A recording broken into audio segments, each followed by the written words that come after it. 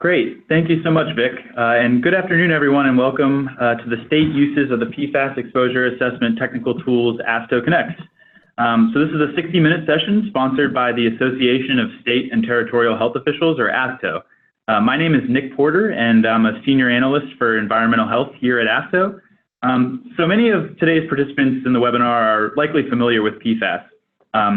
They're a group of synthetic compounds found in a variety of household and industrial products. And, two of the most studied compounds in the family, PFOA and PFOS, have been associated with a range of health concerns. Today's webinar, we're going to focus on two projects by the New York State Department of Health and the Pennsylvania Department of Health that implemented and evaluated the PFAS exposure assessment technical tools, otherwise known as the PEATT. The PEATT is a guidance document developed by the U.S. Centers for Disease Control and Prevention, as well as the Agency for Toxic Substances and Disease Registry, to measure human PFAS exposures through drinking water sources. Results from the PEATT protocol allow health officials to estimate levels of exposure for entire affected communities, and the PEATT also provides guidance on how to share these results with affected communities. We're going to set aside time at the end of the presentation to answer any of your questions. Please feel free to answer a question in the chat box at any time, and we'll respond to them at the end of the presentation. At the end of the program, we'll also be taking questions via the phone. So this is an interactive event, and your participation is important to the success of this webinar. Before we introduce our speakers and get to the presentations, I'd like to hand it over to Jim Blumenstock, ASTO's Chief of Health Security, for a few welcoming remarks. Jim? Nick, thanks so much, and good day, everybody. ASTO is so very pleased to host this virtual learning experience. And then some of you may know, this is not a closed or private opportunity. It is open to the public. So in addition to our federal partners, our members, not only the state health officials, but also the state and local health departments at large, we're really hoping that community members and students are also tying into today's session to learn so much about PFAS and exposure assessment technical tools available, and learn from our two states that really have done such a great job. So we're so thrilled to be the host for today's webinar. I think as you all probably know, PFAS is a priority issue for ASTO. We continue to work with our members, the state and territorial health officials, our federal partners such as CDC, EPA, and of course ATSDR, and other public health partners and partner associations such as ECOS and ASDWA to really jointly address the many issues surrounding PFAS, such as risk communications. Just one example, this topic continues to be one of significant interest and discussion amongst not only our membership, but also our governance, our board. Over the last several meetings, they've had very important conversations around strategy and tactics of PFAS. This coming September, during our annual meeting where we host the policy summit and our policy committees will be meeting, PFAS will continue to be a topic of conversation at the leadership of the state health department level. We certainly do want to thank the teams for both New York State and the Pennsylvania Department of Health for the great work in implementing and evaluating the PEATT tool, which you'll certainly learn so much more about. These groundbreaking projects really help inform future work on PFAS exposure assessments led by CDC's National Center for Environmental Health and the Agency for Toxic Substances and Disease Registry. PFAS is an important public health issue that clearly federal, state, and local health agencies will need to address for many years to come. And in that regard, I would just like to take this opportunity to invite and encourage you all to share with us, whether it be part of the formal evaluation process of this webinar, but certainly subsequently, if you have issues, needs, ideas, anything that you think that ASTO or other national partner organizations can do to improve your capacity, capabilities, and advance this as a priority concern with progress in mind at the national level, we would welcome that input, and I know our federal partners would as well. And finally, a special thanks to all of you for being with us today, and for our funding partners, CDC's NCEH, and ATSDR. Really, without their financial and technical support, these projects and this event today would not have been possible. So again, I can guarantee you will have a very productive and informative 60 minutes ahead of you. And now, Nick, let me turn the program over to you to begin. Thank you. Great. Thanks so much, Jim. So before I introduce our speakers, I'd just like to take a quick minute to get a sense of the audience's familiarity with PFAS using a quick polling question. So you should see a polling question pop up on your screen. So please go ahead and answer that, and we'll give you about 45 seconds or so to do that.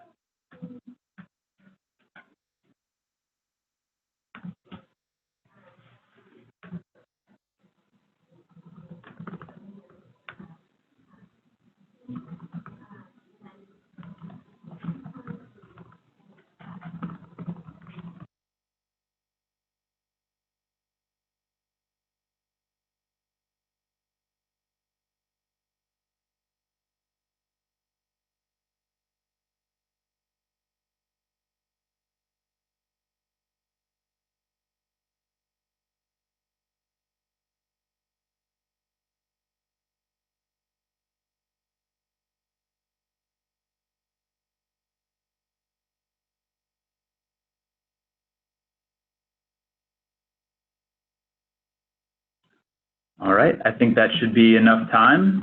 Vic, would you mind showing us the results? Great.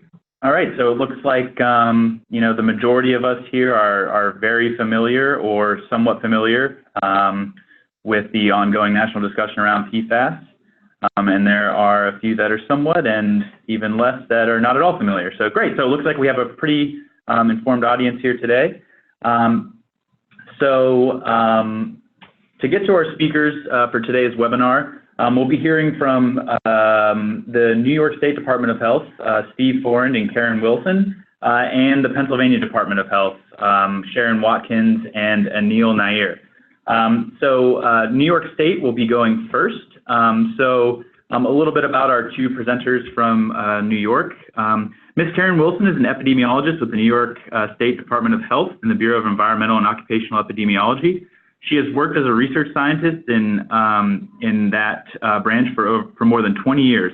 She spent most of this time as a member of the Community Exposure Research Section, and Ms. Wilson has extensive experience in conducting environmental health studies that have a biomonitoring component. She's been a co-investigator on several biomonitoring grants and has expertise in planning and implementing biomonitoring activities. As a key member of the Community Exposure Research Section, she also has extensive experience with community engagement, outreach, and education. Since 2015, Ms. Wilson's work has focused on conducting biomonitoring programs and studies in communities affected by PFAS water contamination. And Steve Forand is the chief of the Community Exposure Research Section in the New York State Department of Health. He has over 25 years of experience as a research scientist in the field of environmental epidemiology in the department.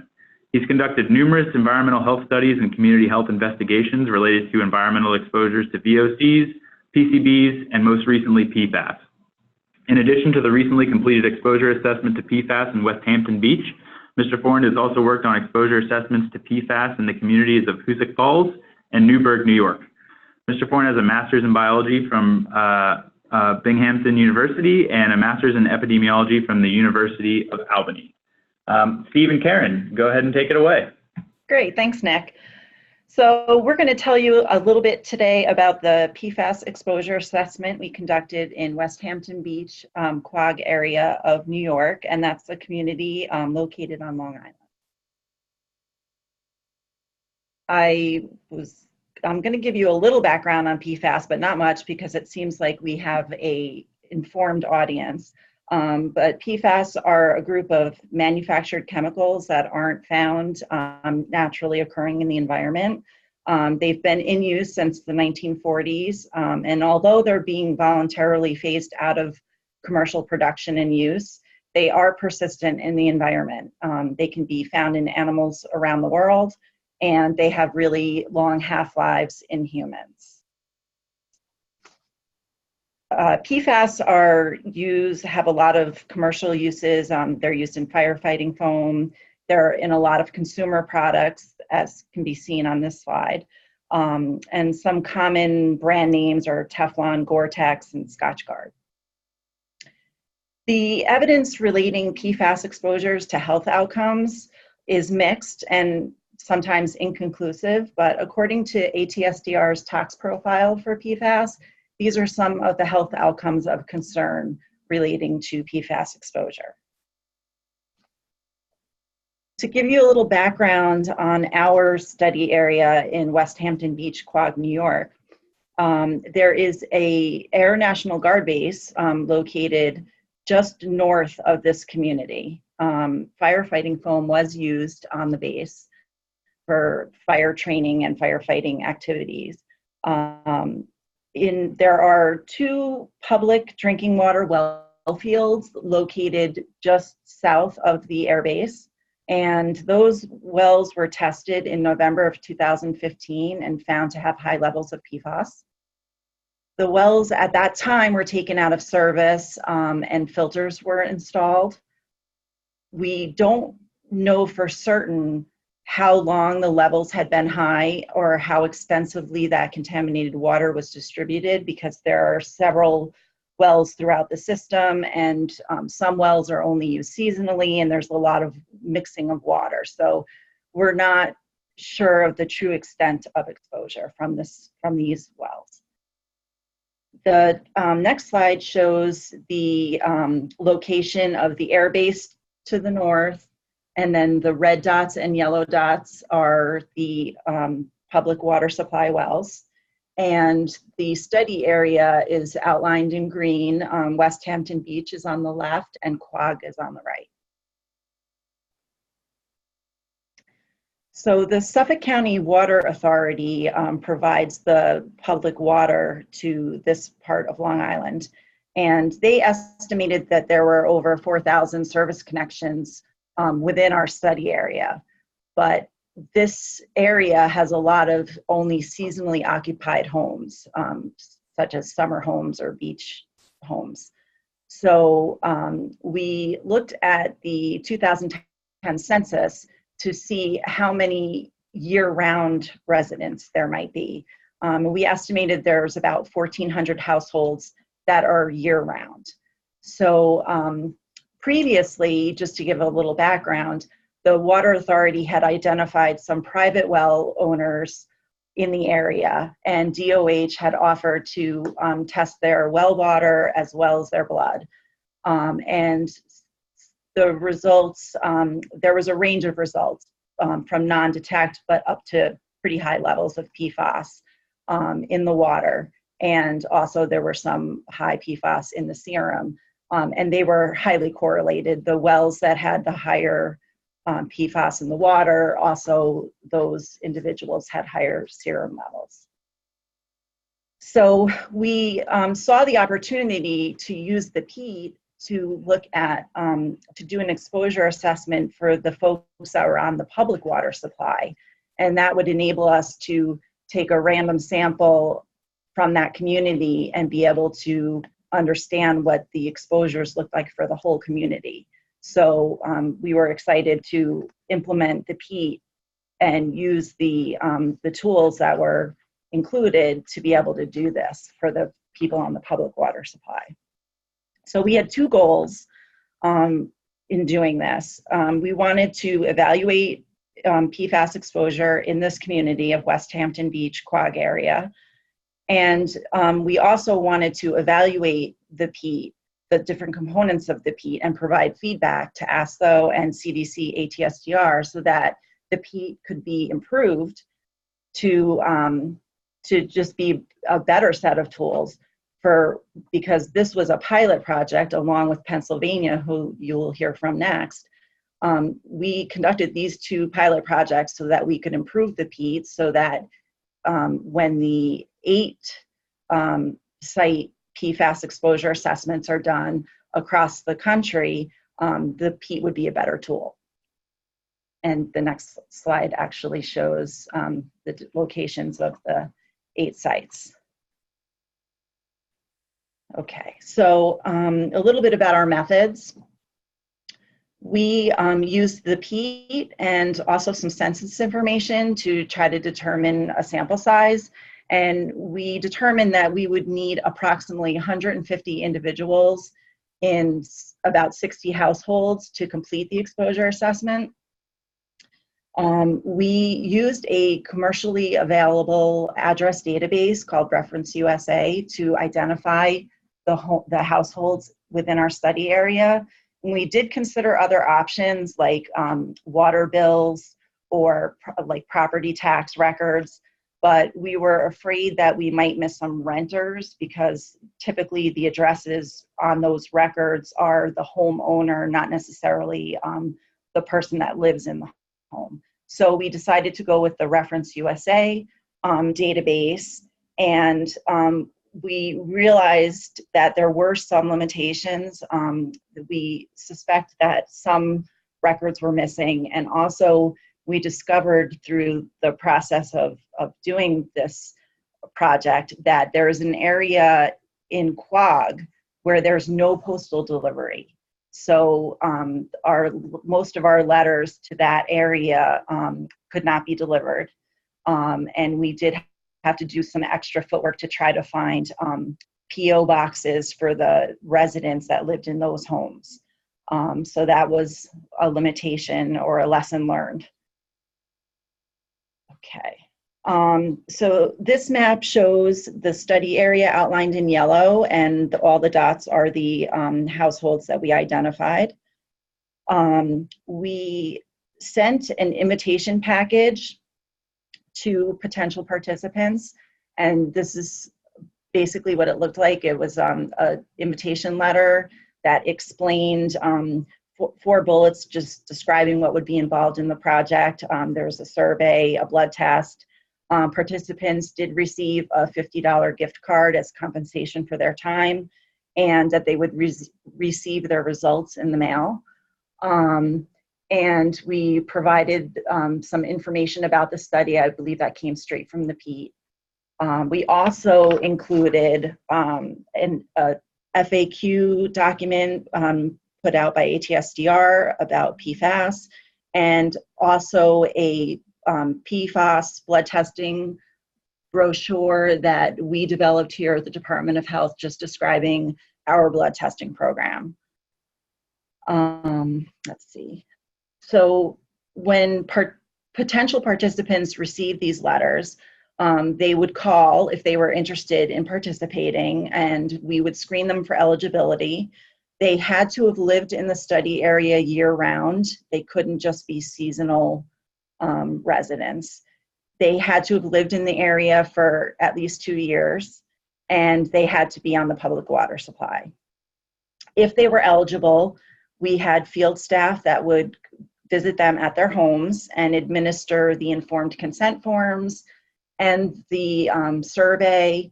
And they did all of this using a HIPAA-compliant version of SurveyMonkey on iPads. And the next slide shows what that setup looked like. So we did all of our data collection electronically.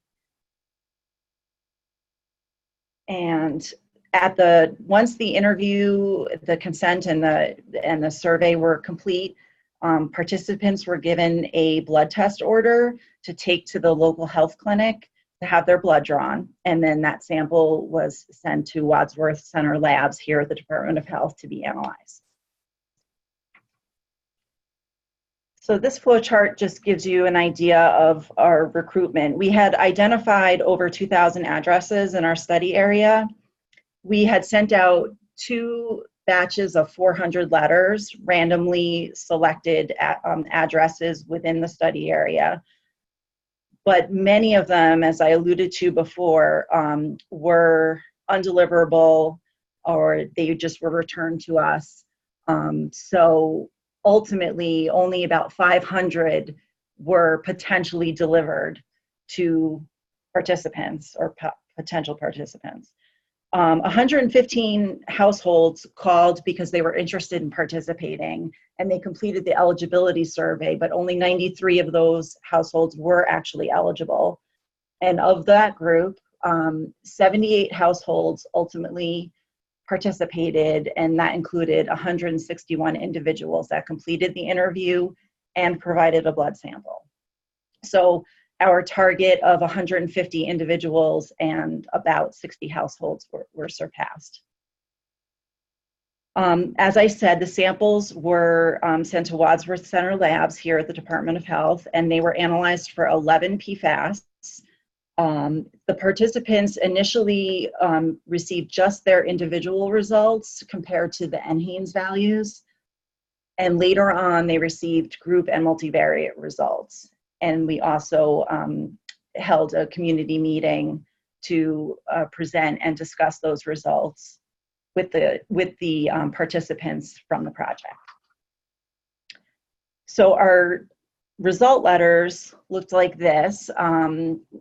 You can see the 11 PFAS.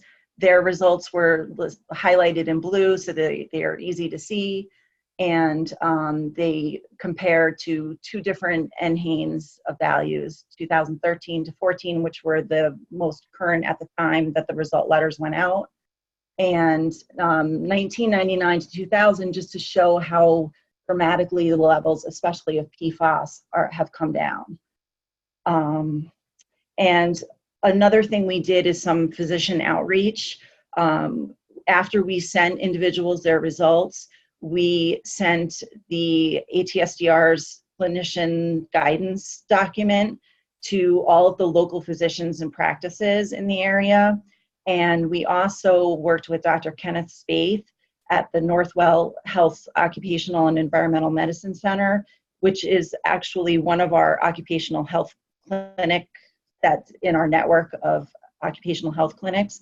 But he's an expert in PFAS exposures, and he was very willing to speak with not only physicians but even individuals that have concerns about PFAS and health. So it was very nice to have his support. So that's pretty much our what we did, and now Steve is going to talk to you about our results. All right. So the next slide shows the demographics of our study population. And although we tried to randomly select the population from the community, you can see that we did end up with quite a few more females than males, and quite a few more older participants than younger participants. Next slide. And so these are the actual group level results of our community as a whole. You can see only 4 of the PFAS that we looked at were detected in most people's blood.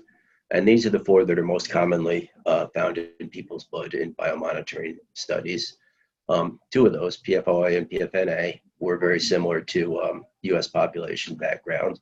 But PFOS and PFHXS, which were the 2 PFAS that are found in firefighting foam, were significantly elevated above the US population means, although the magnitude of these elevations was not very great. Next. So these are the results by sex, and this is a fairly common pattern that we see in biomonitoring studies of where males have slightly higher levels than females, mainly because the PFAS bind to the blood proteins, and the females lose more blood through pregnancy, lactation, and menstruation. Next.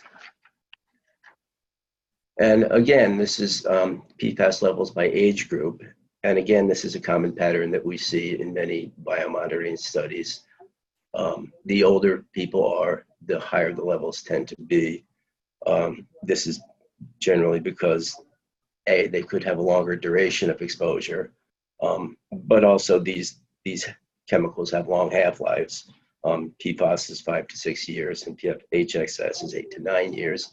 So these chemicals do have a tendency to build up in the blood, even in populations where the exposures are not that great. Next.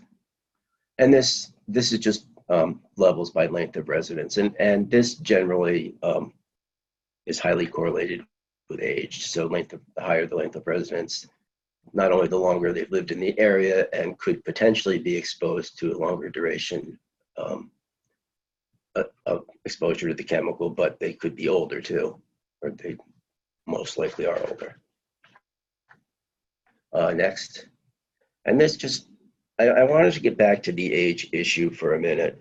because the age of our population was so much older than the average age of, say, the NHANES population.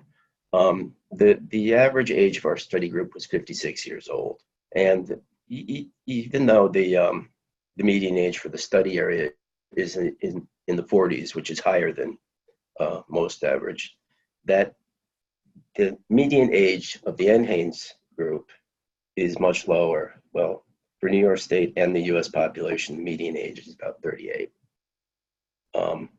So while we tried to get a representative sample of the population, it wasn't quite representative of the population. And more importantly, it may not be directly comparable to the NHANES population, which we were using to get our comparison values. So the next slide, we took a look at our results by 20-year age groups to see if perhaps stratifying by age, we would see if this breakout of the effect would be somewhat mitigated. And we do see that not only does PFOS levels increase with age in our study population, but they do increase with age in the general US population as well. You can see about a doubling, I guess, here. So when we looked at PFOS in general, PFOS, we saw that the elevations were no longer significant. They were a little higher, but they weren't significant like the general overall population geometric mean was. For PFHXS, however, they were still statistically elevated for all the adult groups, and they increased with age.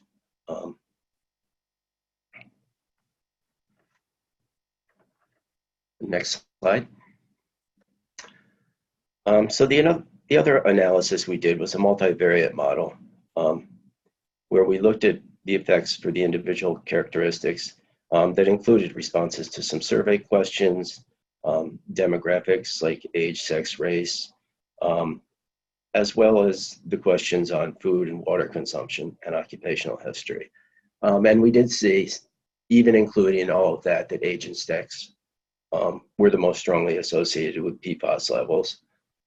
Length of residence was suggestive, but not all significant. Not all levels were significant. But we did see fish consumption was found to be significantly associated with PFOS and PFHXS levels. And this is a bit of a tricky message to convey to the community, because generally we like to think that fish consumption is overall a healthy choice. So, at the same time, we don't want to be telling people not to eat fish because there's some contamination with PFOS. Next slide.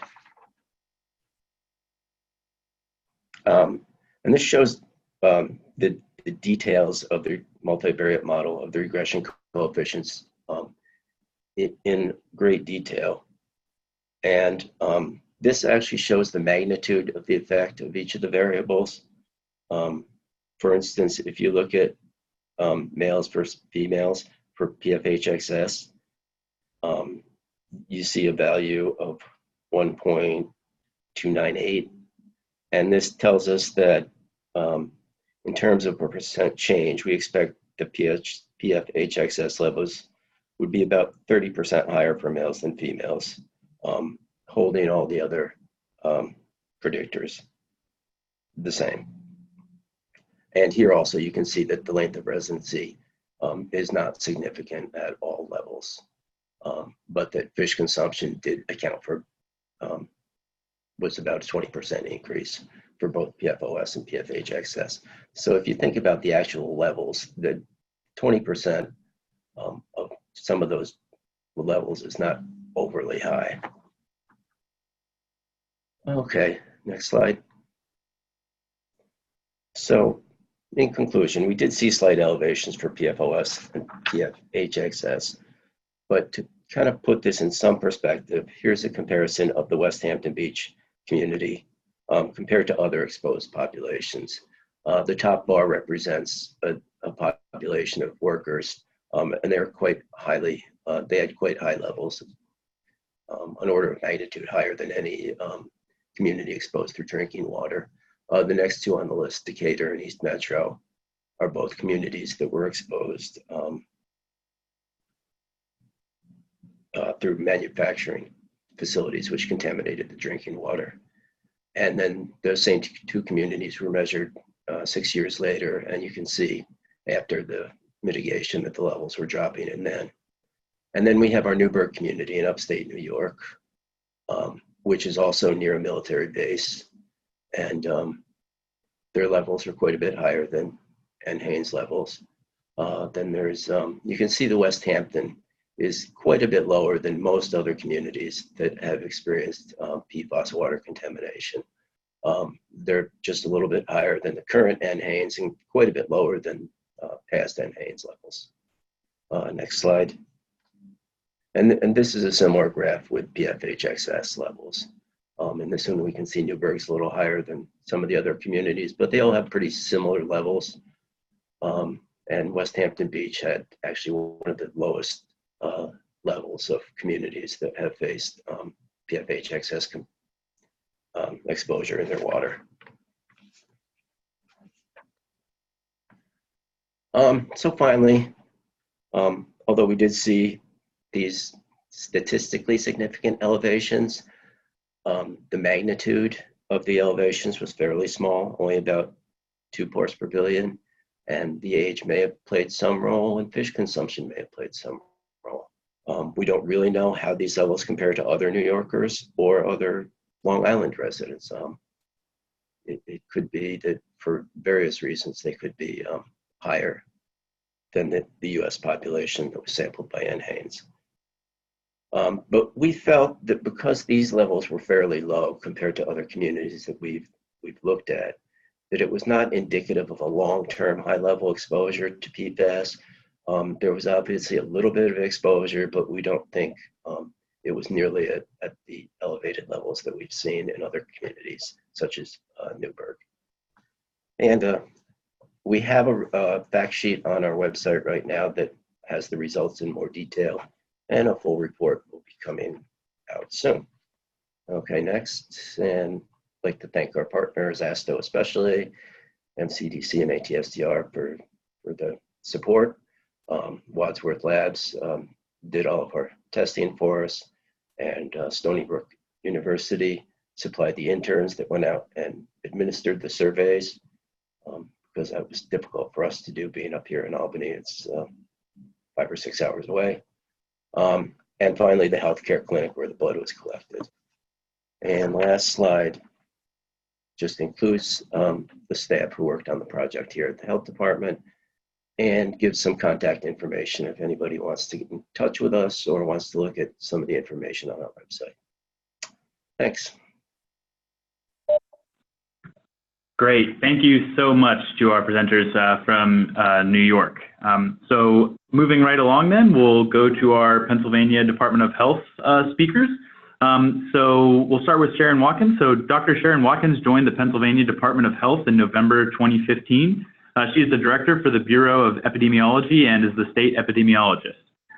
She is responsible for the management and oversight of the Bureau, which includes a division of infectious disease, environmental health, and community health. Dr. Watkins is a graduate of The Ohio State University and specialized in epidemiology, environmental epidemiology, and perinatal, maternal, and child epidemiology. Prior to joining Pennsylvania, she has served as chief for the Bureau of Epidemiology and as director of public health research for the Florida Department of Health. Dr. Watkins has over 20 years of experience in public health and epidemiology and has been an executive board member of the Council of State and Territorial Epidemiologists for 7 years and is the current president. And for Dr. Neil Nair is the director for the Division of Environmental Health Epidemiology in the Bureau of Epidemiology in the Pennsylvania Department of Health. Dr. Nair received his MS in Veterinary Science and DVM from India and a doctoral degree from the University of Reading, United Kingdom.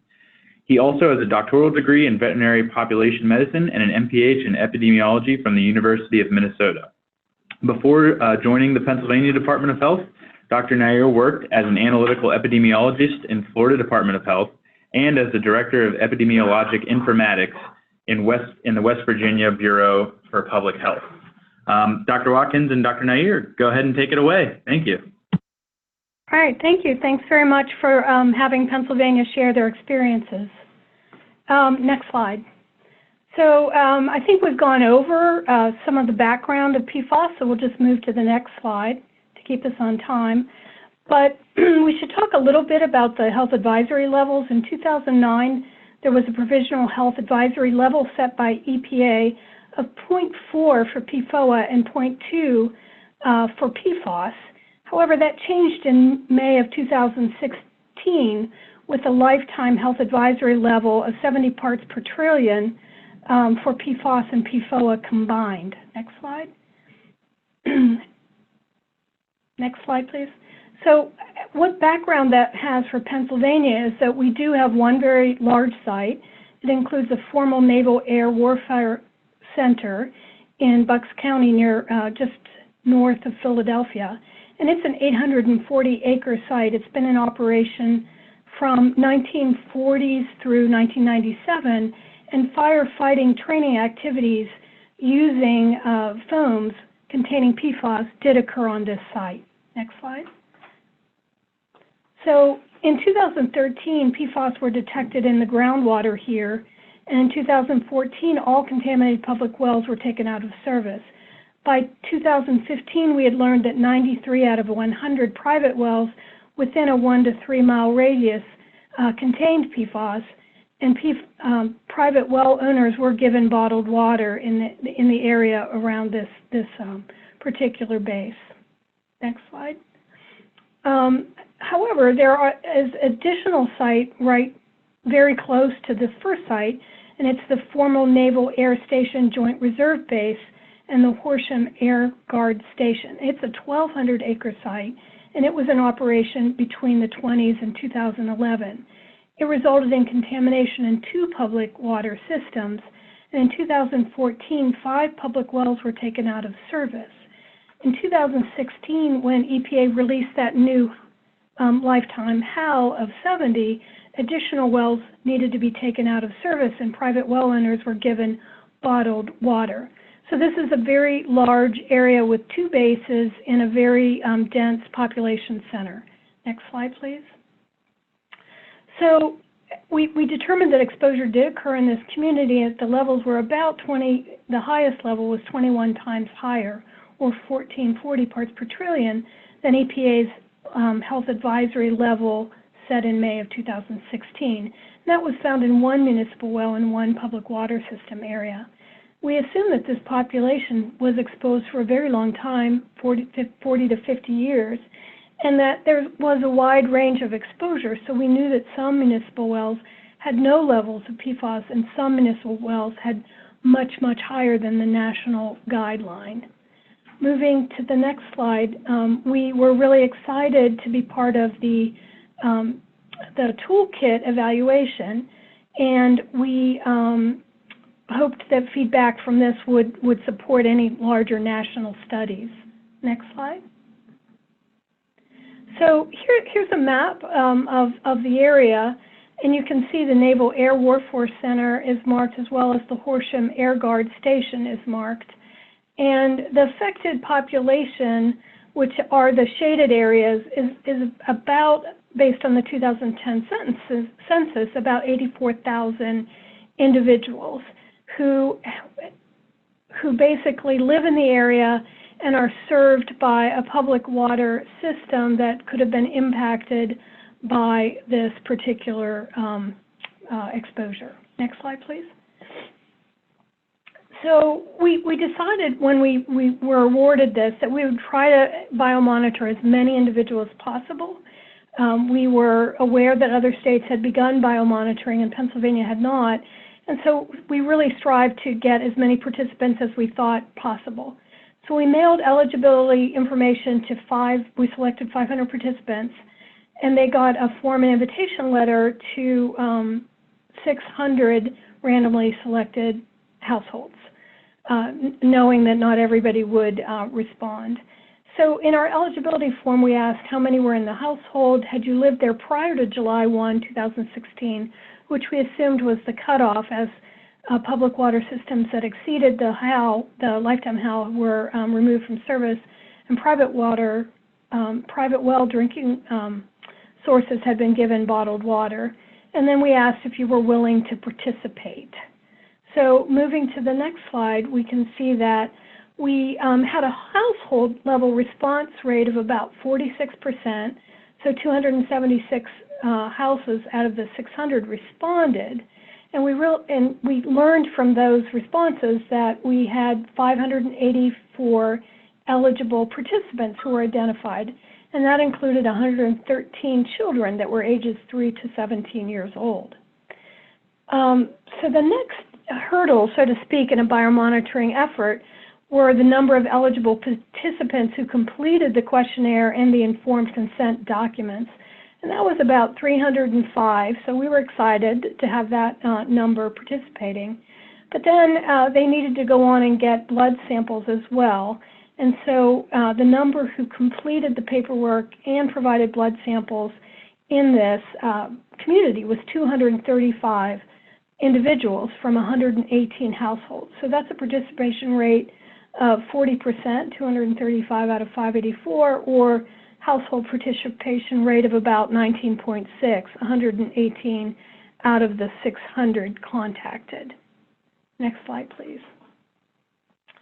So the area actually crosses 2 counties in Pennsylvania, and we're a home rule state, and these were 2 county health departments who were partners in this effort. And so we had weekly blood draw clinics in Bucks and Montgomery County to draw blood samples. And we held these clinics from May through September. The 235 samples that we obtained were sent to Wadsworth Laboratory in the New York State Department of Health. Thank you very much, Wadsworth. And Wadsworth did return all results to Department of Health, and all of the participants were notified of their individual results, along with information on both national and Haynes values and community averages. And you'll see that in this next slide, which is not, so this slide, which is a little busy, but it shows a project timeline that includes really how compressed this effort was for any state, so both for New York and Pennsylvania. But you can see that we started with stakeholder calls in April, and we began reminder calls and phone calls in June to try to wrap this up. Final notices were sent in September to get paperwork back, and basically by the end of September, individual results were sent to most participants. We had community level results sent in November, and then by December we had done a community meeting to present results and analysis to the community, at least for the univariate findings. And I will state that we had a number of community events and community meetings where we talked about the progress of this project throughout this time period. Next slide. So this is a sample of the individual results letter, the first letter that folks got. And we tried to make this as easy as possible for individuals, knowing that they wouldn't be familiar or accustomed to reading this kind of data. So we highlighted the column that would have the concentration found in their blood, and we bolded and highlighted and italicized if it exceeded the 95th percentile. And then we provided in bold as well, colored, the Haynes average for their particular age group.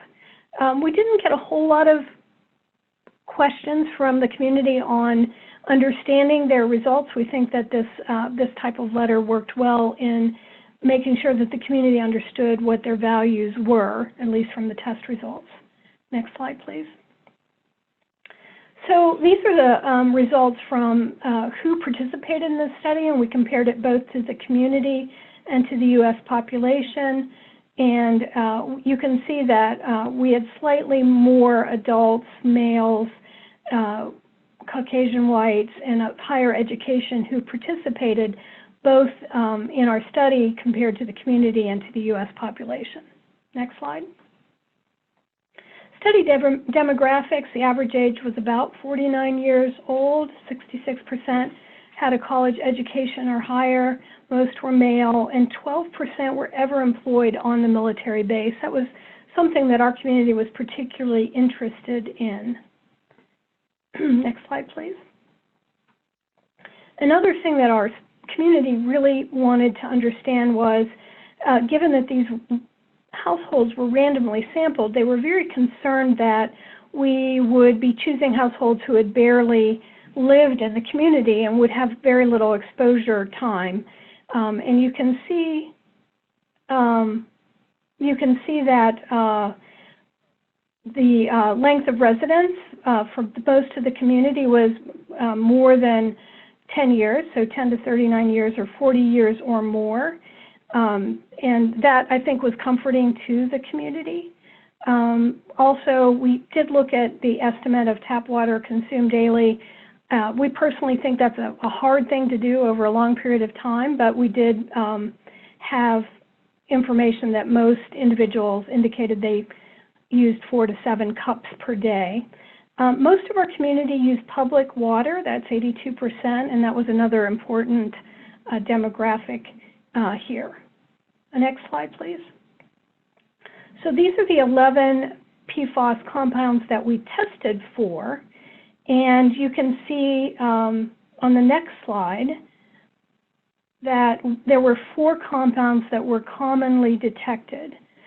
So we had 100% of our participants had detectable levels of PFOS, 99.1 had PFHXS, PFOA was 98.7%, and we found PFNA in 78.7% of our participants.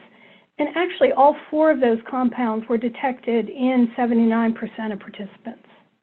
Next slide, please. So of the remaining 7 compounds, we did find some hits in certain participants, but no real magnitude in any, or no big detects throughout our community for these other compounds. Next slide. So here are the results for the 4 most commonly found PFOS in our community. And you can see that the community results were higher than the NHANES results for 2013 to 14.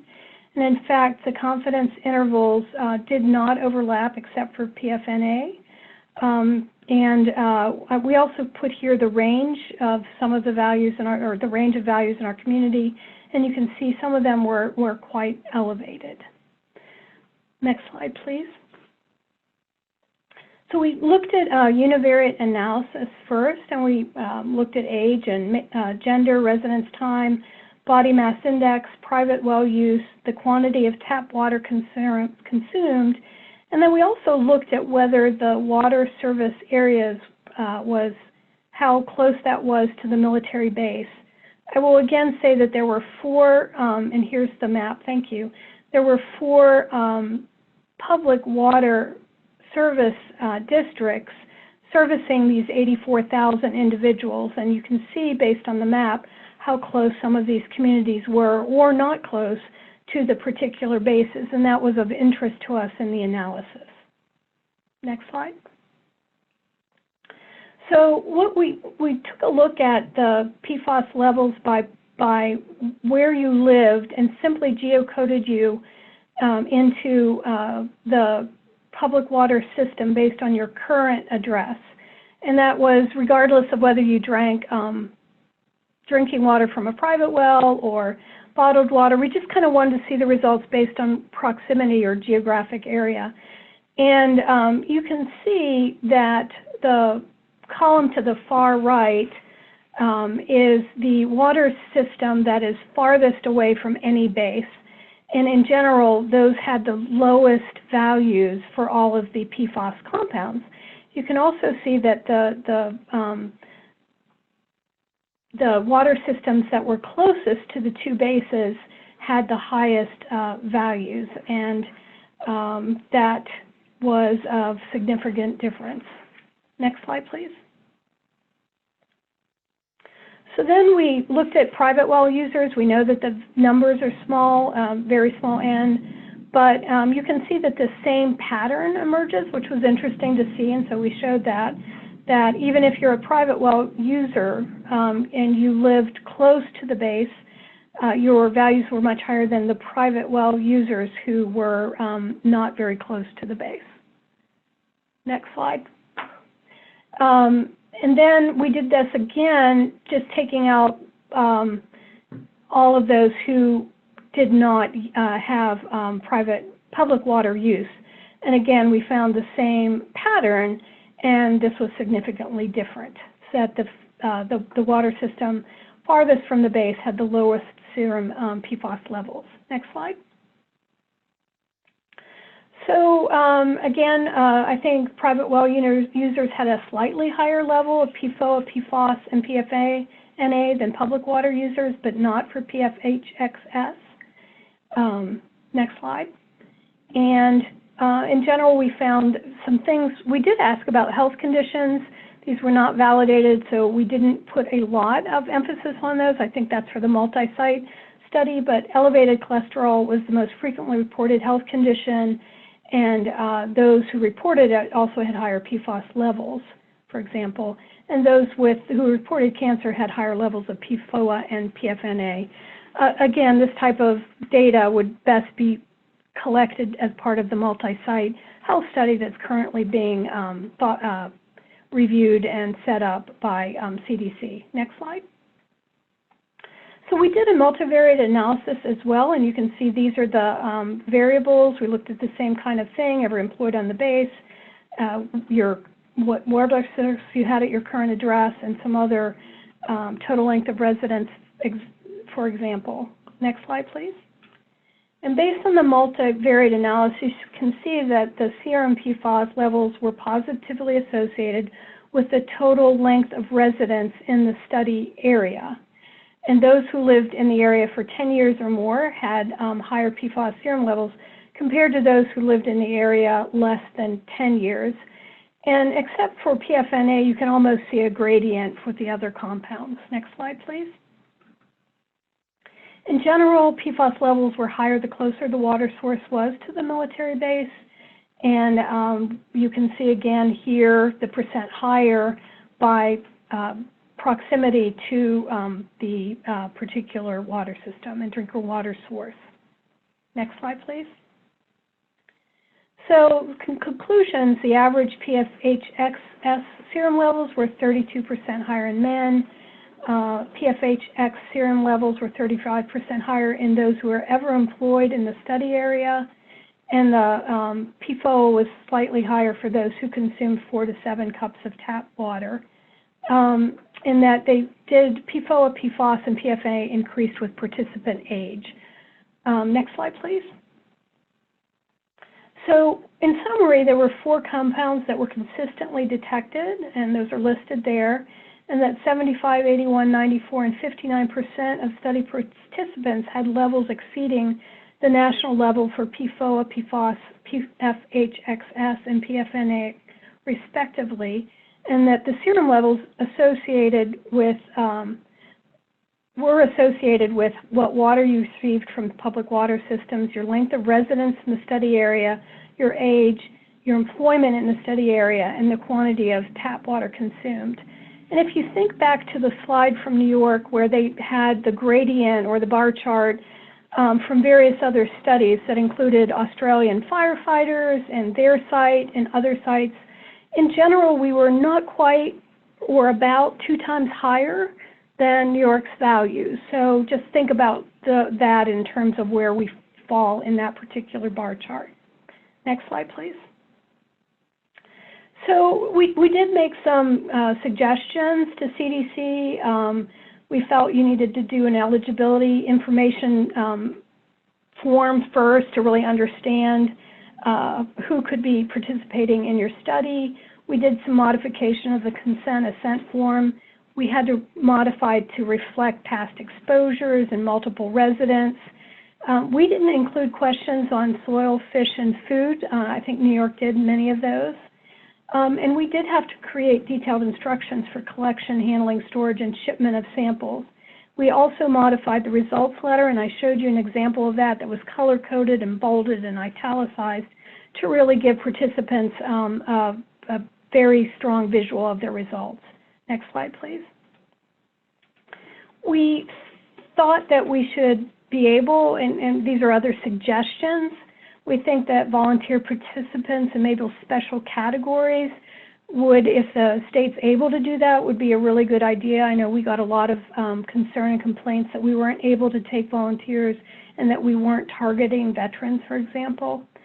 We really felt like there should be fewer open-ended questions and a little bit more structure in some of the questions that would help in analysis. Next slide, please. We also thought that we did have participant dropout because the questionnaire is fairly overwhelming, and that an online survey would have been great had we been able to do that with built-in skips and drop-downs. We also think that having visiting nurses or teams to collect information and tokens of appreciation would help. We did provide guidance to individuals with high levels, and we did, of course, answer calls and talk with them at public meetings. But, you know, I think the reality of this is there's limited information and psychological comfort that you can give to someone because the clinical guidance on and various levels of PFOS is really not there at this time. Next slide. So we also did just some quick other things. We did do a cancer data review with some amendments and kind of refinements for this community. We've provided fact sheets. We had been at many community meetings. We participated with ATSDR in grand rounds in hospitals, and we have an email address and a phone where we, you know, are constantly available for questions. Next slide. And we felt that the pilot project gave some residents the chance to really find out about their individual exposures. We wish it could have been more, and we did encourage results letters include information to share with physicians. And we responded to, I don't know if several is the right quantity, I would say we responded to numerous and multiple media inquiries about the study, and we continue to get concerns about this. Next slide. All right, so our governor has created a PFOS action team, and members of many of the secretaries or their delegates in agencies that have a role in perhaps responding to PFOS are part of this. Next slide. And the functions are, as you can see here, ensure drinking water is safe and to really educate and work on remediation efforts across the Commonwealth. Next slide. And we have regular meetings still on this, and we're participating in exposure assessments, and the expansion project for the PEATT is something we're also doing. And we're looking forward, as many states, to results coming out of the multi-site national health study many years from now. And I'd just like to thank our partners, similar to New York's. And next slide, I'd like to thank the members of the team that worked on this particular project. Thank you very much. Great. Thank you so much, Dr. Watkins. So we are pretty close to the end of the webinar now, so I think we'll take 2 questions, maybe one from the phones, and then we'll dip into the chat for one question from there as well. So I'll go to the chat first, and then we will do a question over the phone. Let's see.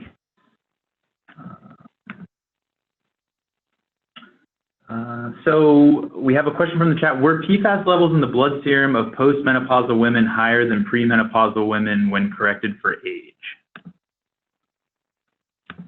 This is Pennsylvania, and I can say we did not do that particular analysis, but it's a great question.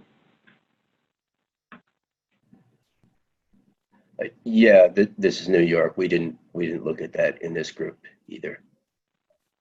Great. And one more from the chat. So this is to New York, but Pennsylvania, please feel free to chime in as well. What are your overall impressions of the PEATT tool? And do you have any other suggestions for improvements? I know you kind of touched on that, but anything else you'd like to add?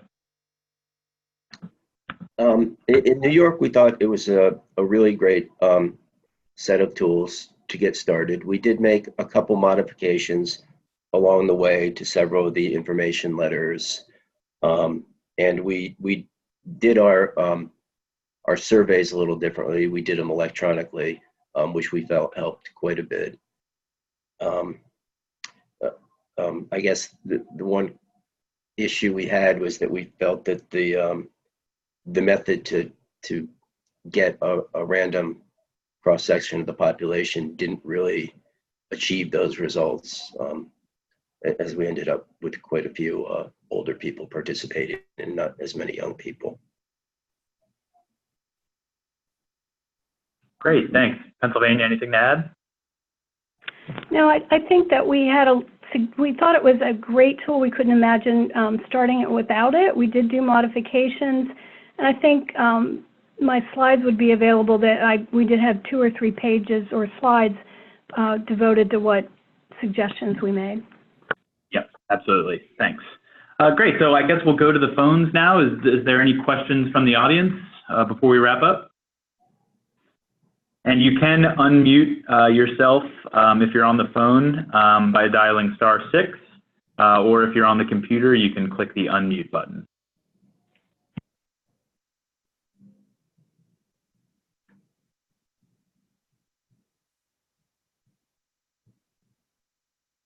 All right, great. Well, hearing no other questions from the phone lines, again, thank you everyone for participating in today's webinar. I'd like to again take this opportunity to thank our speakers from Pennsylvania and New York for their time and support. We really appreciate you coming and talking with this important work with the group here. Please note that we will be sending a brief evaluation survey to those who registered for the webinar. And again, if you have not registered through ASTO's website for this webinar, please do so we can get those evaluation surveys sent out to you. It's very quick, about 2 to 3 minutes to fill that out. It really helps us kind of refine these webinars. And again, thank you to everyone who participated. So this concludes today's webinar. You may now disconnect. Thanks, everybody.